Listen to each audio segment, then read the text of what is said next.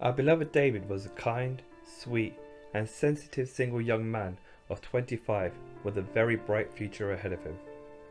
In the early fall of 2007, he was diagnosed with vitiligo, and tragically, less than a year later, on July 15, 2008, he chose to end his life. Nothing will ever be the same for our family, and for those who knew and loved David, the world feels like a different place without him. But together, all of us have resolved to continue with our life journey because we know with absolute certainty that is what David would have wanted. Vitiligo can result in poor self-esteem, significant psychological distress, major clinical depression, and tragedy.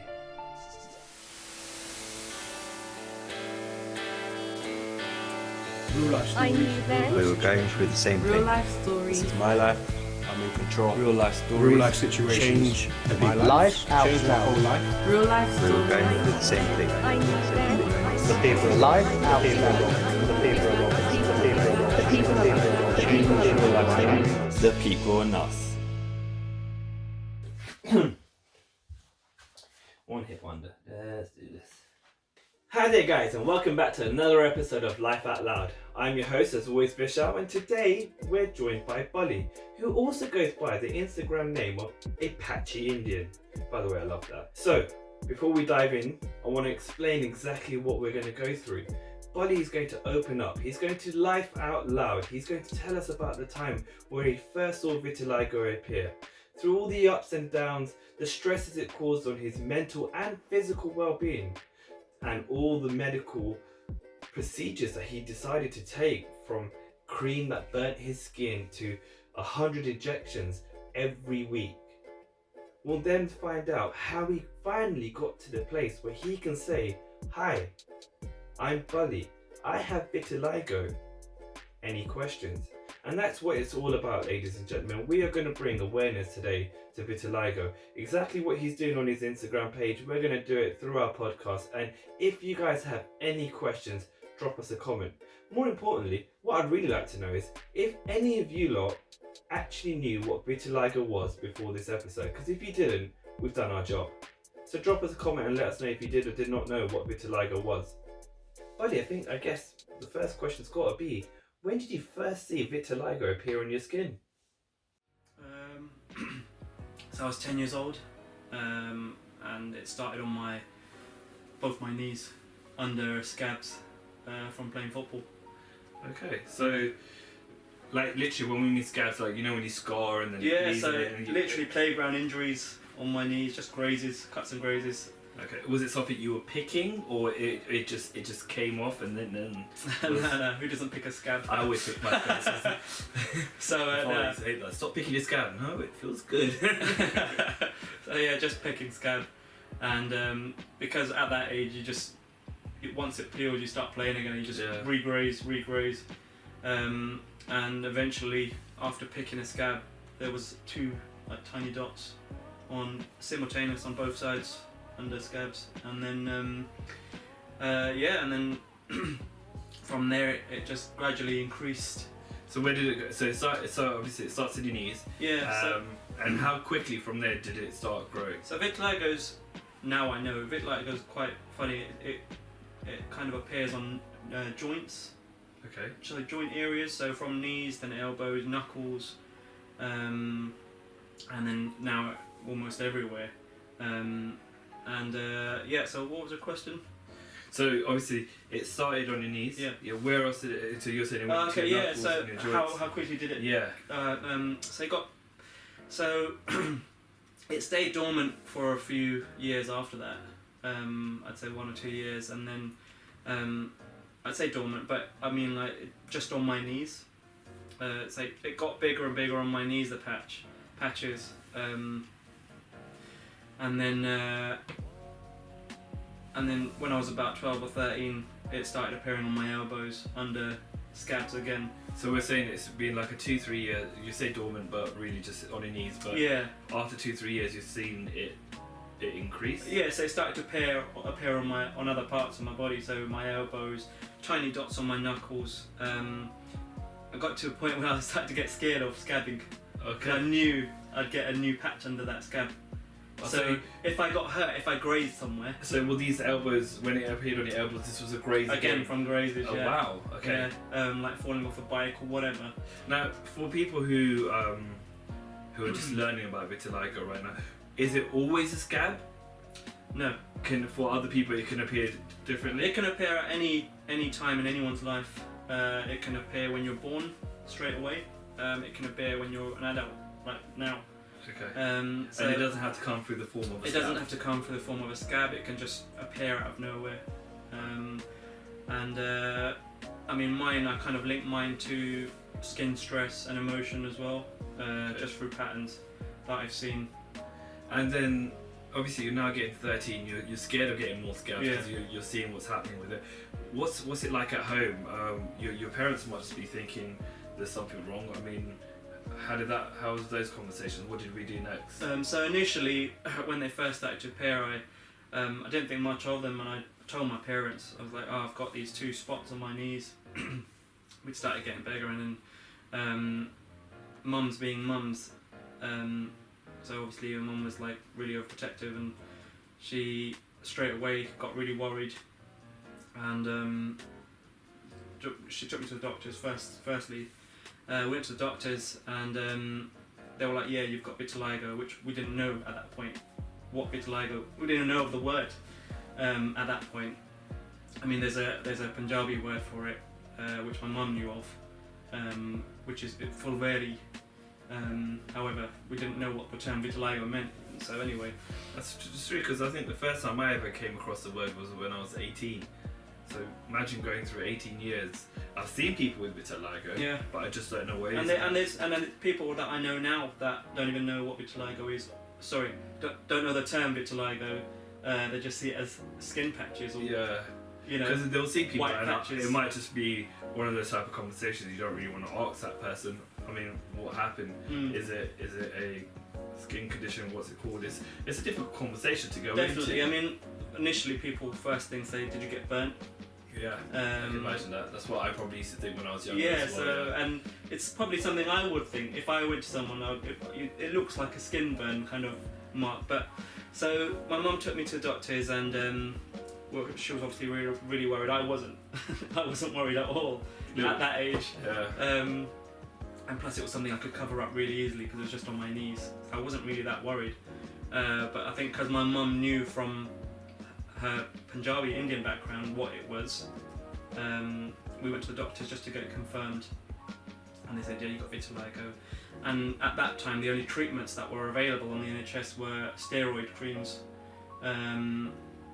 so they're like topical creams which are really strong, and they advise like not to use them for too long. However, I started using a cream that I was prescribed from St Thomas Hospital, because there's a dermatologist specialist unit there, and it started to work on my knees. So when I was applying it on my knees, Okay. it actually like brown started to reappear. However, it was exciting to see that, but the reverse was the skin was thinning because of how strong the cream was. And So I was told not to use them for take too a long. layer away. Exactly. Wow. How it worked very, very briefly, and then it kind of reversed almost straight away. So yeah, that was my first ever encounter. Yeah, the first ever medicine that I tried, the first of many. And then, alright, so before we go into the medicine, the medicine behind it and everything that you had to go through in that sense, what about school? So obviously, yeah, you can cover it up, but there would be times where it's visible. I'm pretty sure when we're going into high school now, 14, 15, 16. I mean, what was that like? I mean, you obviously, I believe you told me 1% of the world has vitiligo. That's right, yeah, 1% of the world. So there would probably be no one in the high school that has it. Correct. You're the only one there. Yeah. So it would be difficult. I mean, I know at the age of 13, 14, 15, if you're overweight, there'll be fat jokes. If you're skinny, there'll be skinny jokes, short jokes. There's so many types of jokes at that age. It must have been difficult for you to be so different to everyone else. Correct. So obviously I stood out like a sore thumb. That's what I thought going into high school. because by the time I got to high school, it had started to appear around my eyes and around my lips and on my nose. Really, really small, like dots. And this was something that I couldn't cover up always. Yeah. Before I was fine. It was trousers to cover up my knees, long sleeves, absolutely fine. No one even knew I had vitiligo. Now it had reached my my face, and it was a whole new game. Like, what do I do now, kind of thing. And yeah, so getting into high school, you start learning about different emotions and different feelings, and you start growing up a bit.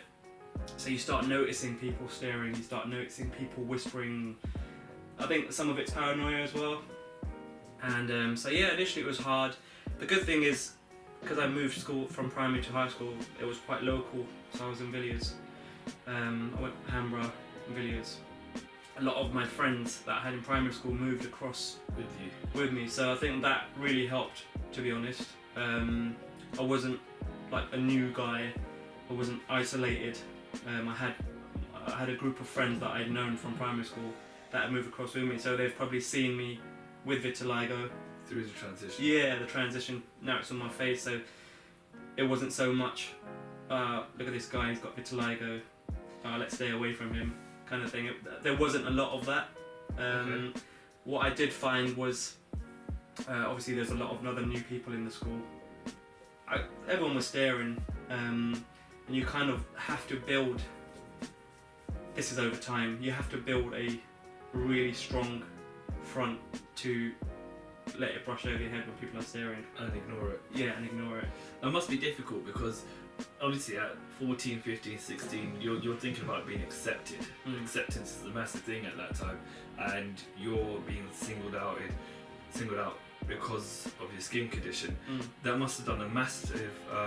Must have been massive towards your confidence. Like, it must have been hard for you to be able to reach out to new people or be confident to be able to say certain things, because it was always in the back of your mind that, oh wow, I look different, I appear different. That's right. So what I'd say is if I was ever on my own at high school, I would feel really, I would not feel confident at all.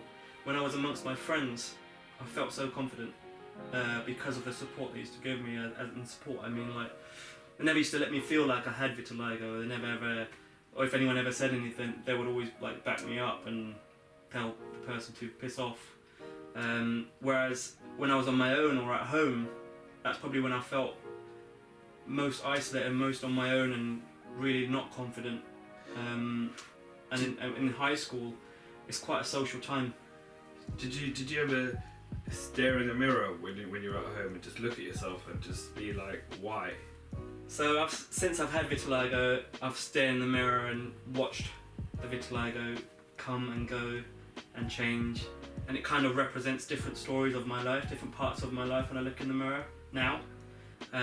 So then, back then, what was it like back then? So back then, seeing myself at that age, at high school, when you're going through changes, you know, you start growing a beard and you want to look nice, you know, you want to be popular, you want to be like everyone else. Accepted. You want to be accepted, you know, and but then like part of you ignores it and has that little bit of confidence still at that age. When you first start high school, you still got a little bit of confidence because you're still quite young, and you ignore it, and then the other side of you kind of reminds you. You look in the mirror, you get reminded, oh, I forgot I had vitiligo, or I've got patches on my face. I'm not just like everyone else. And I think like the first time I realised that was when we had a PE lesson, and up until then I didn't have to show off like my body to anyone. It was only up until that was probably the first time where my confidence got hit really hard. And you know, like getting changed in changing rooms, and not even up till that moment, getting my kit, blah blah. I was well excited. I love gaming PE anyway. But up until that moment, I didn't even think about it once. And then it was only until we got in the changing rooms, and it was like, right. I was like trying to find in my head, trying to find a corner where I feel most kind of blocked out from everyone, where someone in your head you kind of build this picture where no one's going to see me. And to be honest, everyone can probably see me. Yeah, I can kind of relate to that because I've got a burn on my chest. Yeah. And obviously when I was smaller, the burn covered more area of my skin. And anytime I'd go into PE, I would literally look for the corner. Yeah. I would turn around, take my shirt off and quickly put a top on so that no one got to see or question or ask. Yeah. And purely because I didn't want to answer it or I didn't want to be made fun of. But and yeah, that was a massive confidence thing for me too. Like if we would go swimming, you'd see me cross my arms like this, and I'd always be covering my chest. No one would be able to see my chest because I didn't want anyone to see it. Or if we go on holiday, I'd always keep a vest on, because I don't want people to stare at it. And subconsciously, that's how it used to be, all the way up until a point where I decided, nah, it's just a burn, I don't really care. Yeah. But it takes a long while, or a long time for you to get to a position of that confidence to be able to say, actually, no. Yeah, definitely. I mean, I can relate so much to what you've just said because it was the same for me. So aside from school, like when I go swimming, for instance, or swimming with school, or with friends or whatever, it's like, because it wasn't on my torso or my neck as it is now, or it wasn't so visible even at that age still. I felt like, because it was on my knees, I felt I had to stay at least half in the water, so my knees were in the water at least. I felt comfortable. Or getting changed in the changing rooms, it wasn't on my back, then it was just on some on my front. Keep it back to them. So exactly, I would quickly change, take my top off. That was the first thing I do. Yeah. And then my football socks, I'd roll them as high as possible. They'd come down during the match or whatever, or during whatever we were playing in the PE, but forever pulling them up because. So, what is your worst insult? Talking about football, I remember you telling me, just explain to the viewers about some of the insults that you get. One of the worst you said to me was on a football pitch. Yeah, so one of the worst ones, I mean, my confidence was becoming quite low anyway. As I said, that first instance in the changing rooms it hit me quite bad. And then from that, I mean, it wasn't too long after that, we had a school football match. And it was one of the first school football matches I played in, I think. And again, I had to show off my body because it's shorts and t-shirts, ain't it? So, and I remember one of the opposition players, like shouting out some verbal insults to me, saying to one of his teammates, saying, "Oh, someone marked the zebra. Who's going to pick up the zebra?" And I think at first I didn't even register in my head. And so only like after a few seconds, it's like, what? I think, it really, really upset me. I think it just played on my head. I can only imagine how much that would upset someone, because that's a very bad insult to be saying to someone when especially they don't even know what it is. Yeah, well, yeah. I mean, I was still quite young, and to hear it then, for the first time as well. It really affected me, and like I remember for the whole game, it was in my head. It was in my head even after the game, thinking about the game afterwards. It stays in your head. Those things. Even when I'm talking about it now, it's still stuck in my head. Yeah. Because it affected me quite a lot back then. All right. So obviously, high school must have been difficult. Going into college must have been a little bit difficult or even university, because now you're at an age where you want to date. Yeah. What would that have been like? Because I can only imagine. You would have to be an extremely happy person in the skin that you're in and in the condition that you're in to be able to approach women as it is. The confidence for you, what was that like to go into a dating? So by the time I reached college, my confidence was pretty much shot. I didn't have much confidence. So if someone asked me to approach a girl, for instance, I'd be like, no freaking way, because one, I had no confidence, and two, I'm quite a shy and reserved guy. So I wouldn't really. Do you think the shy and reserve comes from the fact that you had vitiligo? Do you think you would have been a different person without it? Yes and no, because personally, as just my character is quite shy and reserved. I'm not. I've got to get to know someone first before I open up. Understandable. And I probably can say if I didn't have vitiligo, I could say it now. I probably would have more confidence, because. Not too long ago, my skin repigmented, which I'll talk about soon. And when that did happen, it gave me a huge shot of confidence. Definitely, I could say a bit of both. And in terms of dating wise, can you remember going on dates or? Yeah, I can remember going on dates, and again, it wasn't so much me approaching the person, it was more probably through friendship, me opening up to the person, them getting to know me, and I mean, like, in the back of my head I always had the thought that why would someone want to be with me, you know, you start thinking stuff like that, you start thinking ahead, you think, well, what if I have to meet this girl's parents? What would they think? You know, you've got this thing set, you've got this thought in your head, and yeah, I mean, there was a few relationships that I probably, me personally, think that the girl, for instance, didn't want to say it outright to me because it was because of my skin, or that they couldn't tell their parents because of that. I don't know. I'll never know. Yeah, but just to even have that as a thought process in your mind, I don't like swearing on this show, but I must fuck with you. Do you know what I mean? It's like 100 other things you got to think about, other than the actual relationship. You know what I mean? It's like pressure. There's so much pressure. So obviously, I know that you went through a lot of medicines and you looked for a lot of cures and carried on looking for cures. And is that one of the main reasons that might be sticking in your head? Is because of you wanted to date, or you wanted to make sure that you felt confident to be able to go out and do the things that all the rest of your friends were doing? Is that the one reason why you probably continued to look for medicine? I think it's a bit of that. It's a bit of wanting to look normal. You know, what we think is normal. Yeah, what is normal? Exactly. But at that time you think, I just want to be like everyone else. I just want to be normal like everyone else, because that's what we're taught, you know, it's what society teaches us. That's the normal, you got to look perfect.